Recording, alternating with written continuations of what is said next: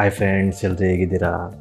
ಇವತ್ತು ಇವಾಗೆ ಒಂಬಾಳೆ ಫಿಲಿಮ್ಸಿಂದ, ಒಂಬಾಳೆ ಫಿಲಿಮ್ಸ್ ಅಂದರೆ famous for KGF and Salaar, ಒಳ್ಳೊಳ್ಳೆ ಮೂವಿ ಮಾಡಿದ್ದಾರೆ. ಆ ಒಂಬಾಳೆಯಿಂದ ಮಹಾ avatar Narasimha official teaser release ಮಾಡಿದ್ದಾರೆ.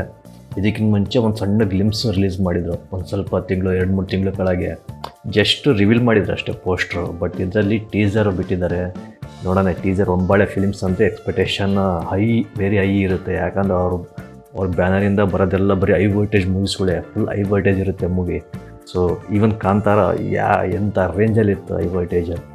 ಸೊ ಇದು ಮಹಾ ಅವತಾರ್ ಮೋಸ್ಟ್ಲಿ ಕಾಂತಾರ ರೇಂಜಲ್ಲಿ ಇರ್ಬೋದಾ, ನೋಡೋಣ.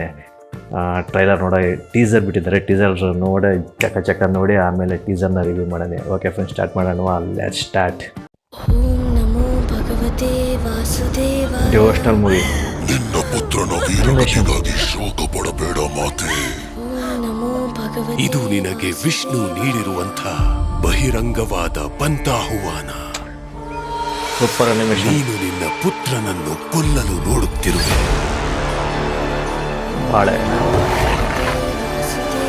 ಆದರೆ ಅವನು ತನ್ನ ಭಕ್ತನನ್ನು ಕಾಪಾಡಲು ಮುಂದಾಗಿದ್ದಾನೆ.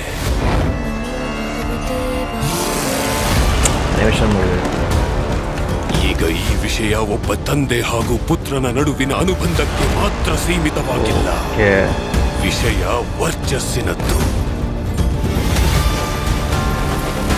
ಪ್ರಹ್ಲಾದ 2 ಮಹಾರಥಿಗಳ ನಡುವೆ ಸಿಲುಕಿರುವ ಒಂದು ಕೈಗೊಂಬೆಯಷ್ಟೇ, ಮತ್ತಿನ್ನೇನೂ ಅಲ್ಲ. ಇನ್ನು ಪ್ರತಿ ಕ್ಷಣವೂ ನನ್ನದೇ ಗುಣಗಾನ. ಹಿರಣ್ಯ ಕಶ್ಯಪನೇ ಭಗವಂತ ಹೇಳಿ.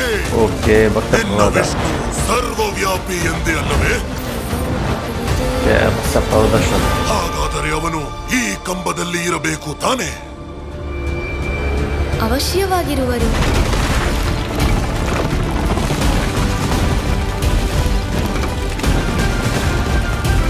ನರಸಿಂಹ ಅವತಾರ ಇರೋದು.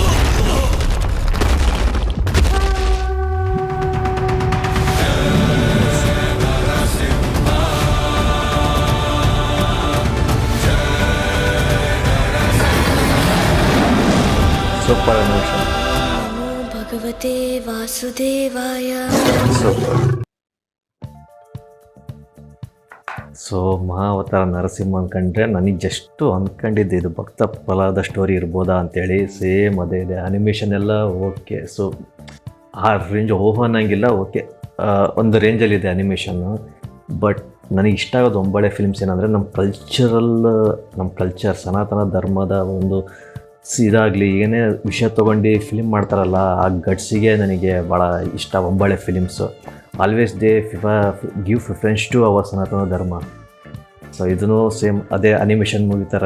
ಅನಿಮೇಷನ್ ಮೂವಿನೇ ಚೆನ್ನಾಗಿದೆ, ಸ್ಟೋರಿ ಎಲ್ಲ ಚೆನ್ನಾಗಿ ತೊಗೊಂಡಿದ್ದಾರೆ.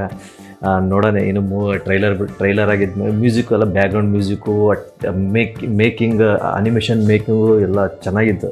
ಒಂಥರ ಸ್ವಲ್ಪ ಡಿಸ್ನಿ ತೈತಲ್ಲ, ಡಿಸ್ನಿ ಹಾಲಿವುಡ್ ಮೂವಿ. ಸೊ ಆ ರೇಂಜಲ್ಲಿ ಸ್ವಲ್ಪ ಇದೆ. ನೋಡೋಣ. ಇನ್ನು ಟ್ರೈಲರ್ ಬಿಟ್ಟಾಗಿದ್ಮೇಲೆ ಮೂವಿ ನೋಡೋಣ. ಮೂವಿನ ಯಾವ ರೇಂಜಲ್ಲಿ ಒಂಬಾಳೆ ಫಿಲಿಮು ಕೈ ಹಾಕಿದ್ದಾರೆ ಒಂದು ಕಾನ್ಸೆಪ್ಟಿಗೆ ಅಂತಂದರೆ ಅದು 100% ಪಕ್ಕ. ಅವ್ರಿಗೆ ಸ್ಕ್ರಿಪ್ಟು ಪಕ್ಕ ಆದ್ರೇ ಅವ್ರು ಕೈ ಹಾಕೋದಿಲ್ಲ, ಸುಮ್ಮನೆ ಅಂತಿಂಥ ಫಿಲ್ಮಿಗೆ ಕೈ ಹಾಕಲ್ಲ ಅವರು. ಸೊ ಇದಕ್ಕೆ ಕೈ ಹಾಕಿದ್ದಾರೆ ಅಂದರೆ ಪಕ್ಕ ಏನೋ ಒಂದು ಇದ್ದೇ ಇರುತ್ತೆ ಮೂವಿಯಲ್ಲಿ. ಓಕೆ ಫ್ರೆಂಡ್ಸ್, ನೀವು ನೋಡಿರ್ತೀರ ಟೀಸರು, ನಿಮಗೆ ಏನು ಅನ್ನಿಸ್ತು ಕಮೆಂಟ್ ಮಾಡಿ. ನನ್ನ ಟೀಸರ್ ಇಷ್ಟ ಆದರೆ ಲೈಕ್ ಮಾಡಿ, ಶೇರ್ ಮಾಡಿ, ಹಾಗೂ ನನ್ನ ಚಾನಲ್ಗೆ ಸಬ್ಸ್ಕ್ರೈಬ್ ಮಾಡಿ. ಮತ್ತೆ ಸಿಗೋಣ. ಬಾಯ್, ಟೇಕ್ ಕೇರ್.